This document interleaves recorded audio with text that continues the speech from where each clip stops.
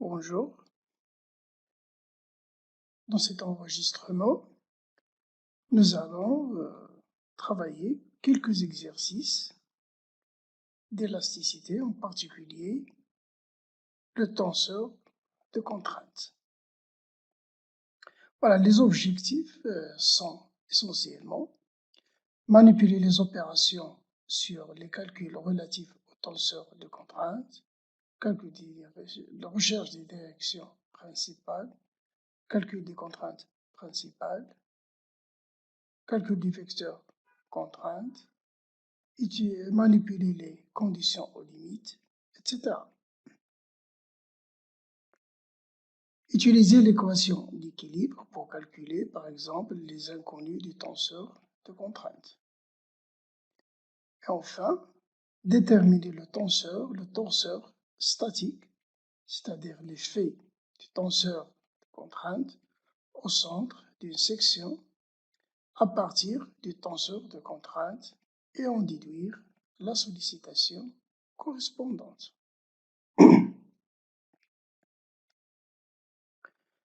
Voilà. Exercice 1. Soit on a un point M d'un matériau, le tenseur des contraintes est défini dans la base orthonormée E1, E2, E3.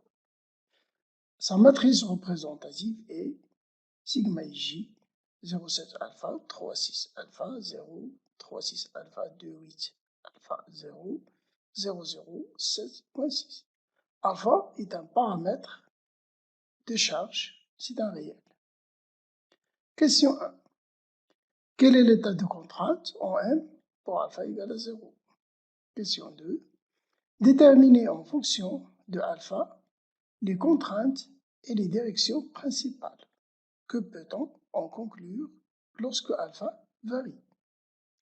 Troisièmement, en supposant alpha égale à 1, calculer la contrainte appliquée en M sur la section dont la normale a pour cosinus directeur racine 3 sur 2, 1 sur 2, 0, par rapport à la base E1, E2, E3. Voici l'exercice. Donc, prenez votre temps pour réaliser l'exercice. Solution. On commence par calculer les contraintes principales. Donc, le calcul des contraintes principales revient à calculer les valeurs propres d'une matrice. Donc, pour ceci, on va résoudre l'équation déterminant de sigma moins sigma i fois la matrice identité égale à 0. Ce qui va donner comme résultat, vous devrez obtenir comme résultat sigma 1 égale à 5,5 alpha, sigma 2 moins 2 alpha et sigma 3 égale à 7,6. On voit que sigma 3 il est toujours indépendant de alpha et il est égal à sigma 3, 3. Donc je peux remarquer maintenant que la direction x3, E dirigée par le vecteur directeur 3, est une direction principale. Calcul des directions principales. Ça revient bien sûr à déterminer les vecteurs propres de la matrice. Alors, les vecteurs propres sont déterminés à partir de la résolution de l'équation suivante, c'est-à-dire sigma moins sigma i fois xi, pour déterminer le vecteur xi relatif à la contrainte principale sigma i. Soit, pour sigma 1, on va obtenir x1 de coordonnées 0,6, 0,8, 0 dans la base E1, E2, E3. x3 étant déjà en direction principale égale à E3. Pour calculer x2, donc il suffit donc de poser le produit vectoriel x2 égale à x3 vectoriel x1 et nous obtenons donc la deuxième direction principale x2. Remarque. Donc le repère principal, nous remarquons qu'il est indépendant de alpha, c'est-à-dire que lorsque alpha varie, les directions principales des contraintes restent parallèles à elles-mêmes. Deuxième remarque, c'est que le repère principal, mx1, x2, x3, s'obtient par une rotation de 53 degrés par rapport au repère initial. Pour le trouver, il suffit, par exemple, ici, voilà, x1, donc il fait 53 degrés par rapport à petit x1. Bah, il suffit ici, ça c'est le premier cosinus direction, il suffit de l'inverse du cosinus de 0,6. Et vous allez trouver donc un angle à peu près égal à 53 degrés. Calcul de la contrainte, calcul des vecteurs contraintes. Maintenant, on va donc utiliser la relation qui permet de calculer le vecteur contrainte, qui donne donc le vecteur contrainte égale au tenseur de contrainte multiplié par la normale. La normale est les deux vecteurs directeurs, racine de 3 sur 2, 1 sur 2, 0. Et notre tenseur de contrainte est celui donc, que nous avons posé au début de l'exercice. Ce qui donne comme résultat TMN égale à 2,4 alpha fois E1 plus 4,5 alpha fois E2. Voilà, donc à présent, voilà, nous avons cherché les contraintes principales, les directions principales et le calcul de la contrainte dans une section. Exercice 2. Dans cet exercice 2, conditions limites. Soit un barrage poids schématisé de façon suivante sur la figure 1. Ici, j'ai un barrage. Donc ici, il supporte la pression de l'eau et il est posé sur le sol, sur la face AB. D'accord. La face AB, donc c'est une surface libre. Donc ça, c'est à peu près c'est la forme du barrage. Donc supposons un tenseur de contrainte de la forme sigma 1, sigma 1, 2, sigma 1, 2, sigma 2 et sigma 3, 3. Donc écrire les conditions aux limites du problème dans le plan x1, x2. Donc, pour ceci, on va essayer de calculer, si vous voulez, le vecteur contrainte dans chaque face. Solution. Je prends donc la face OA. Donc c'est la face chargée par la pression de l'eau. D'accord? Je suppose gamma E, je suppose que gamma E est la masse volumique de l'eau, c'est le poids volumique de l'eau par unité de longueur. D'accord? Donc là, j'ai le gamma E fois grand H.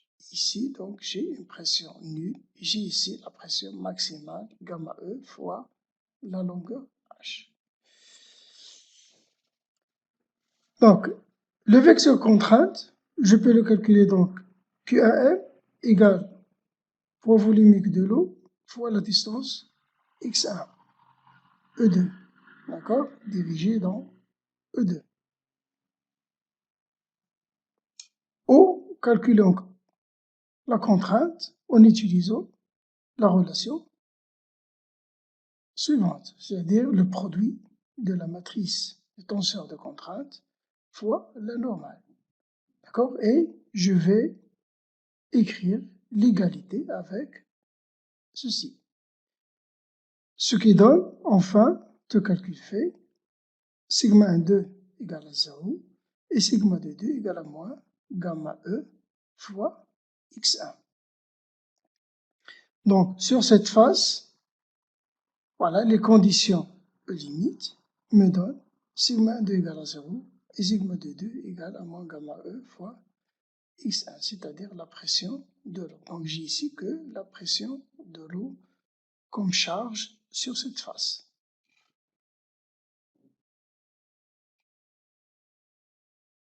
Condition sur la face OB, c'est-à-dire cette face. Donc cette face n'est pas chargée. D'accord? Je vais écrire ici que le vecteur contrainte égale à 0. C'est-à-dire donc Q1M égale à 0, soit une de donc moins cosinus I sinus I 0, la normale A au B. D'accord?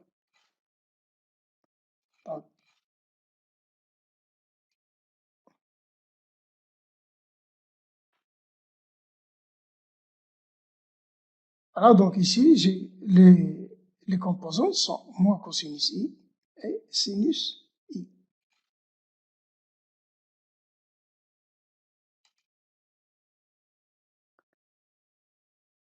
Donc, dans ce cas, nous pouvons exprimer donc la relation géométrique suivante entre x1 et x2. Donc, x2 égale à x1 tangente i. Les conditions aux limites sur la face orbite s'écrivent comme suit. Donc, les relations nous donnent cosinus i sigma 1, x1 tangente i de x1 tangente i, plus sinus i sigma 1, 2 de x1 tangente i de x1, x2. D'accord? Voilà tout ce que je peux écrire sur la face AB. Sur la face AB, il ne se passe rien volontairement, donc nous n'avons pas à exprimer de conditions aux limites.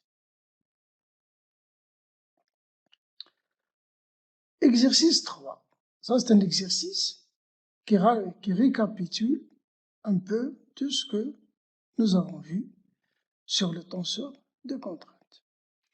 Donc, soit un corps cylindrique dont la génératrice est parallèle à l'axe X3, en un point quelconque M, on suppose le tenseur de contrainte est de la forme sigma ij égale à 0, sigma 1, 2, 0, moins kx2, sigma 2, 0, kx1, moins kx2, kx1, 0. Avec K une constante, les forces de volume sont négligées. Question 1. Si le corps est un cylindre de section droite circulaire, déterminez sigma 1, 2 pour qu'il soit en équilibre et que sa surface latérale ne soit pas chargée. Donc j'ai deux conditions ici qui vont me donner deux équations. L'équation d'équilibre et aussi je vais écrire que la surface n'est pas chargée. Deuxièmement, le système matériel étant maintenant défini par valeur absolue de x1 inférieure ou égale à x0, valeur absolue de x2 inférieure ou égale à y0, x3 inférieure ou égale à z0, et le tenseur des contraintes étant celui de la première question. Déterminer l'effet au centre de la face du tenseur des forces appliquées sur chacune des faces. x1 égale à x0, x2 égale à y0, x3 égale à z0. x0 égale à x0 sont des constantes positives.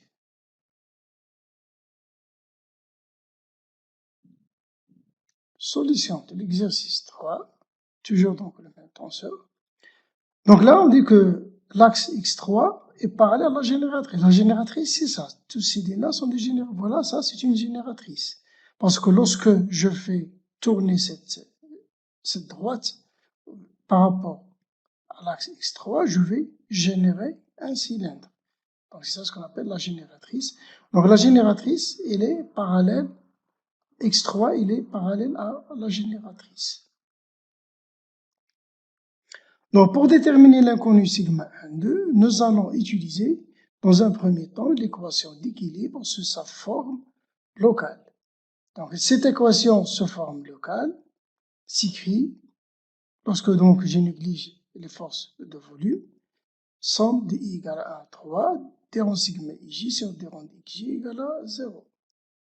Voilà ce que dans les trois direction x, la direction 1, c'est-à-dire suivant la direction x1, voilà la première équation, la deuxième équation, et enfin la troisième équation. Donc ce sont les trois projections suivant x, y et z.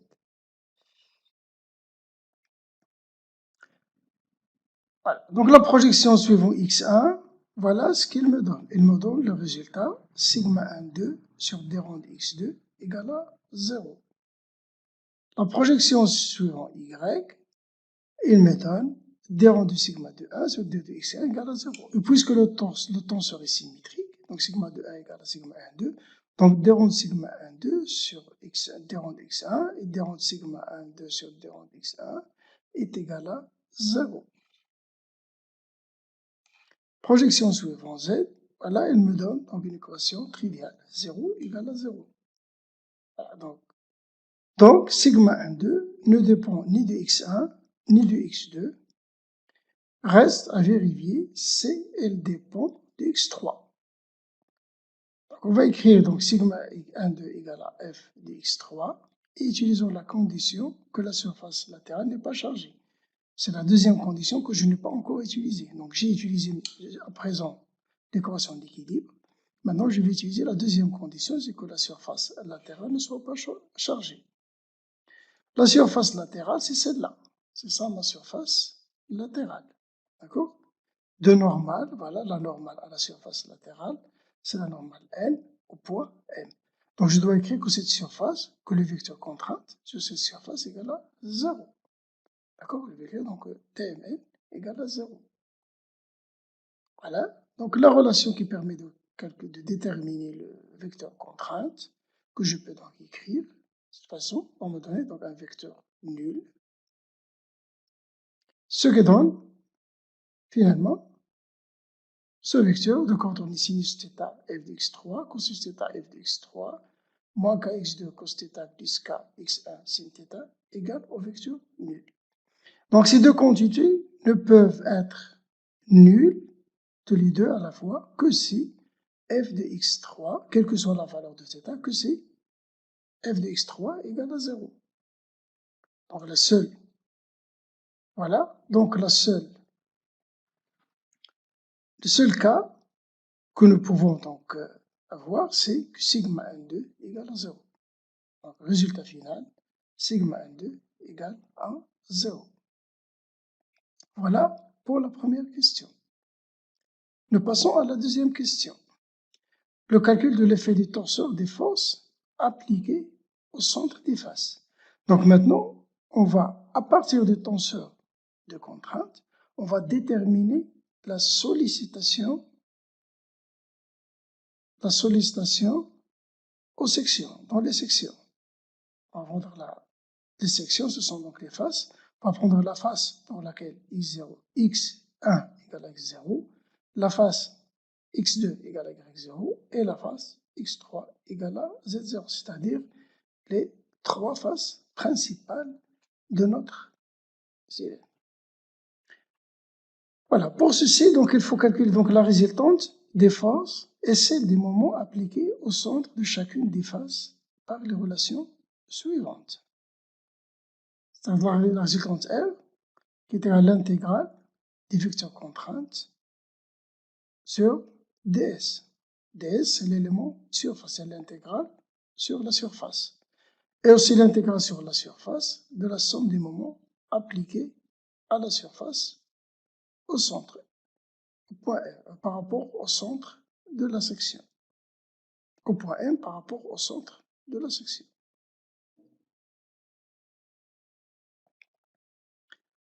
Donc la description de l'exercice permet, voilà, de dessiner cette figure-là. Donc notre cylindre n'est plus de section circulaire, mais il est de section rectangulaire. D'accord? Dans la section rectangulaire, nous avons donc la face de dessus qui est comprise entre plus x0 et moins x0, entre moins y0 plus y0, et z, elle est entre moins z0 et z0. Voilà notre nouveau cylindre. Sachant que la définition d'un cylindre, ce n'est pas toujours la section circulaire. Un cylindre, dans le cas général, peut avoir n'importe quelle section, mais il doit avoir une hauteur. Il peut être de révolution comme il ne peut pas être de révolution. Donc le tenseur de contrainte est celui de la question numéro 1, d'accord? Et notre cas de figure est celui-là. Voilà donc la géométrie sur laquelle nous allons travailler. Et le tenseur de contrainte, donc les sigma 1, 2 sont égales à 0. Donc voilà ce qui reste comme tenseur de contrainte.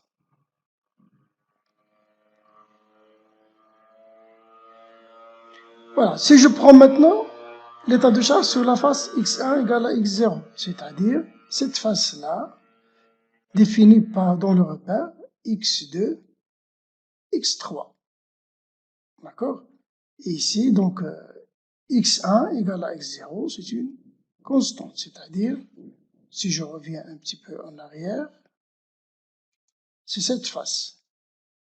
D'accord? C'est cette face du cylindre.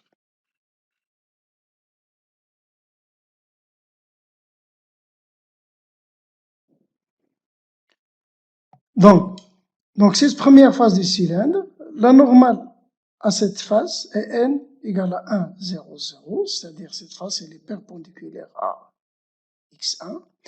Donc, soit M, donc un point quelconque de cette surface. Donc, le vecteur C1M, donc le vecteur C1M a pour coordonnées 0, x2, x3. On a juste x2 et x3. L'élément de surface, si je prends un élément de surface, donc la surface c'est x2 fois x3. Donc l'élément de cette surface c'est d de x2 fois d de x3. La contrainte appliquée à la face est T de Mn égale à sigma ij fois n, ce qui va donner 0, 0, moins k, x2. Donc j'ai tous les éléments maintenant pour pouvoir calculer la réaction et le moment. Voilà. Donc pour calculer donc la résultante des forces appliquées sur cette face, d'accord, avec le vecteur contrainte égale à 0, 0, moins kx2, ds égale à dx2, dx3, la résultante R, dans ce cas, lorsque j'intégrale dx3 de moins z0 à z0, ça va donner 2 fois z0, x2 d de x2, ça va donner x2 carré sur 2 moins y0, y0, ce qui va donner, donc ici, tout calcul fait, y0, j'aurai un y0 carré moins y0 carré, ça va donner 0. Donc j'ai une résultante nulle. Je passe au calcul des moments. Donc une résultante nulle, ça ne veut pas dire que la surface n'est pas chargée. Il y a le cas, par exemple, de la torsion. Lorsque j'ai un couple, la résultante d'un couple égale à 0. D'accord? Mais le moment n'est pas égal à 0. Voilà. Pour le calcul des moments, donc avec toujours, donc, je rappelle toujours mes données sur C1M et D. Donc je vais calculer M par rapport à C1 égale à l'intégrale C1M vectoriel T de Mn ds égale à moins E1 l'intégrale de moins z0 moins y0 y0 k x2 carré d de x2 d de x3. D'accord? Donc d de x3 il va donner 2 fois z0 et x2 au carré il va donner encore ici 2 fois sur 3 y0 au cube, ce qui donne moins 4 sur 3k z0 égale 0 au cube de 1. Donc ici, ce que j'ai réalisé, c'est juste le produit vectoriel de ce vecteur avec celui-là. Si je mets donc ce produit vectoriel, donc suivant E1, il va donner x2 moins k x2 carré. Suivant E2, il va donner 0, puisque j'ai 2, et suivant E3, il va donner encore 0, puisque j'ai ici 2 fois 0. Donc la seule quantité non nulle, c'est moins k x2 carré. D'accord? Voilà ce qui donne ce fameux résultat. Voilà pour le moment. Donc j'ai un moment qui n'est pas nul et qui est dirigé suivant E1. Ça veut dire ici que j'ai une torsion, d'accord? Un moment de torsion dirigé par E1. Un couple qui donne la résultante égale à 0, mais un moment de torsion qui est différent de 0. Je passe maintenant à la section, ou à la face x2 égale à y0. Donc c'est ça, c'est la face x2 égale à y0, c'est la face, si vous voulez, de droite ou la face de gauche du cylindre. Donc cette face, elle est dans le plan x1, x3. D'accord? Si je prends donc un point M, quelconque, donc la normale à la face, c'est n égale à 0, 1, 0. Donc si je prends un 1, donc le C de M, et là donc ses coordonnées x1 et x3. D'accord? 1, 2. L'élément de surface, c'est celui-là. Donc la surface, c'est x1 fois x3. Donc l'élément de surface, c'est d de x1 fois d de x3. Donc je prends un élément de surface sur cette surface. La contrainte appliquée sur la face, elle va me donner Tmn, c'est-à-dire le produit classique du tenseur de contrainte fois la normale, fois cette normale-là, et va me donner donc 0, 0, K, X1. La normale, donc T, le vecteur contrainte, il est dirigé vers E3. Le même calcul que celui effectué précédemment va donner donc R égale à 0, MC2 égale à moins 4 sur 3 K Z0 fois X0 au cube.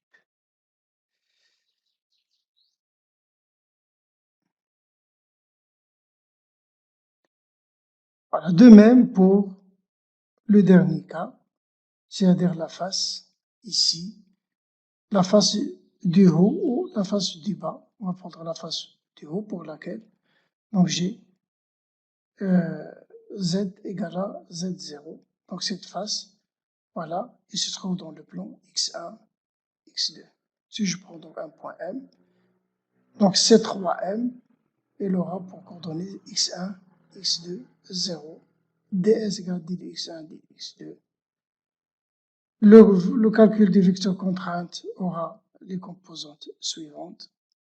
Et les intégrales, elles vont donner R égale à 0, MC3 égale à 4 sur 3, X0, Y0, K fois X0 carré plus Y0 au carré. Voilà, on récapitule. Enfin, donc, sur la face X1 égale à X0, voilà, donc le moment prend cette quantité, la résultante égale à 0. X2 égale à Y0, le moment, la résultante toujours égale à 0 et le moment prend cette quantité. Et enfin, pour la dernière, le dernier cas, donc X3 égale à Z0, le moment, il va prendre cette quantité, c'est juste calcul intégral. Conclusion, le solide est sollicité à 3 tensions suivant les 3 axes. Voilà, j'espère que ça a été clair et intéressant pour vous. Voilà, merci de l'avoir suivi et à la prochaine, Inch'Allah.